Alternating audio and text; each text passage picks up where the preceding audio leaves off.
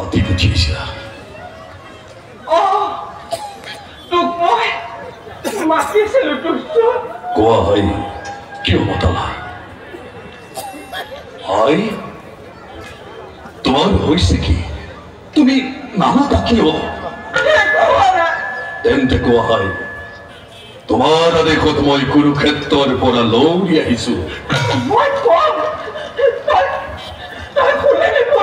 কোন দিনা তোমাৰ অবাধ্য হৈছো আই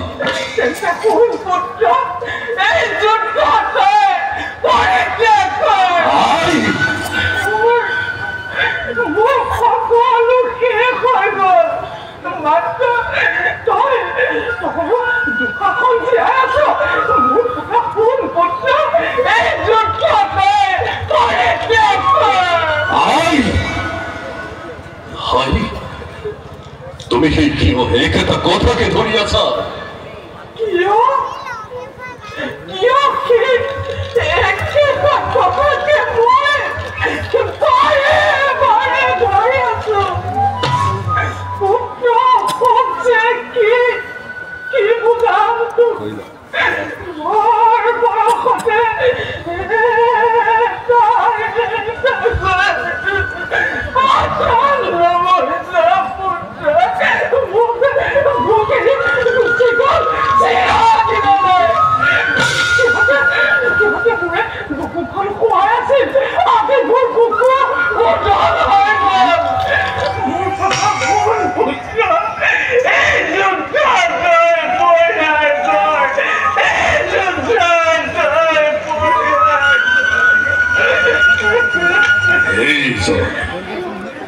পৰিহাৰ কৰিলে হ'ব আহিবলে মৃত্যুপুৰীৰ পৰা মোৰ মৃত ভাতৃ ঘূৰি পৰিহাৰ কৰিলে সমল পাৰিম নে মচিব জননী কপালৰ ভাগ্য ৰেখা বিধাতাই লিখা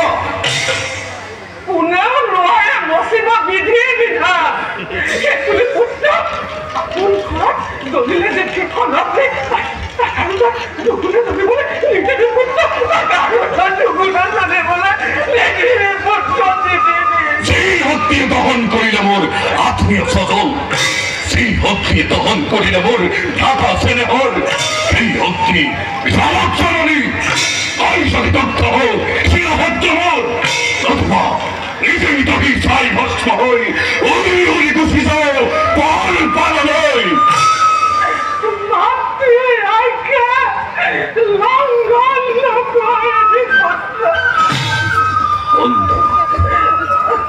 সন্তানক অপৰাধী নকৰি জানো মই বেদবাদী আদেশ তোমাৰ কিন্তু কি কৰিম জনতী মেলি দিল তৰিবোৰ মহাজলধি নাহে ঘূৰি নোৱাৰো ঘূৰাব সত্যতি নব মাতা তাৰ লক্ষ্যতি পাঁচখন গাঁও মাত্ৰ খুজিছে পাণ্ডৱে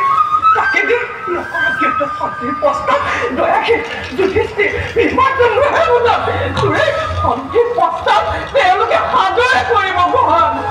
সন্ধি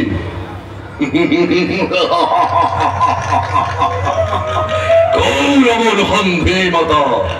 পাণ্ডৱৰ সতে ক্ষতি একো নাই কিন্তু এই সন্ধিৰ কাৰণে যুদ্ধৰ আয়োজন মোৰ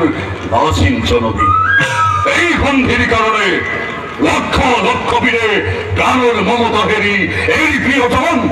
নাই কৰা প্ৰাণদান উন্মাদৰ দৰে জন্ম মোৰ ক্ষত্ৰিয় কুলত বীৰময় চন্দ্ৰবংশী ৰাজ ৰাজেশ্বৰ প্ৰাণৰ ভয়তে কাপুৰ কৰি পাণ্ডৱৰ চৰণত প্ৰণিপাত কৰি সন্ধি ভিক্ষা মই নকৰো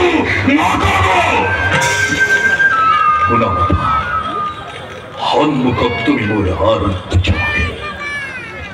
কাহৰ সজ্জাত হোৱা জন্মদাতা পিতা মোৰ উপাস্য দেৱতা দুই আগত মই পুনঃ কৰো নিবেদন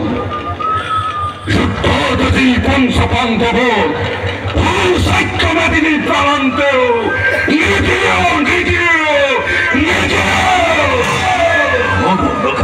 যদি এই সোণৰ হস্তি নামৰ মহা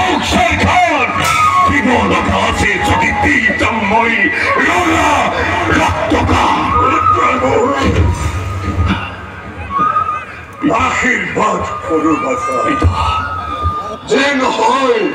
যুদ্ধাত জয়, পিতৃপতি মতি যে চিরদিন রহে। আৰু যদি হয় পৰাজয়,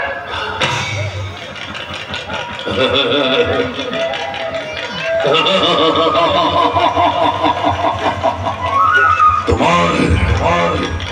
তোমাৰ সন্তান মই নাই মোৰ, নাই মোৰ, মৃত্যু হয়